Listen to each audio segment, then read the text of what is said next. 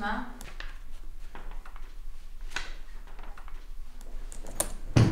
בסדר, מה איתך? יופי. שמעתי שעברת אודישן. כן, לא מעניין אותי.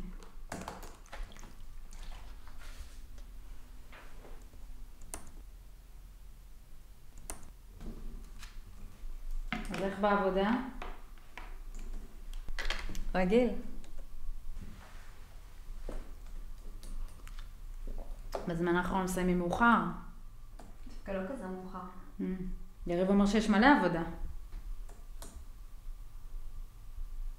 הוא אמר שאתמול נשארתם כמעט עד הבוקר, שהוא היה מאוד עסוק.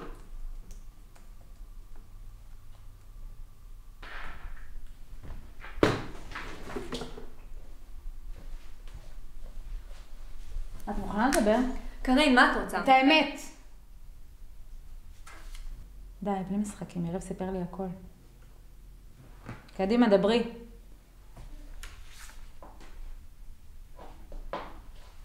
אני מצטערת, חשבתי שנפרדתם. סתם עוד זיון בשבילו.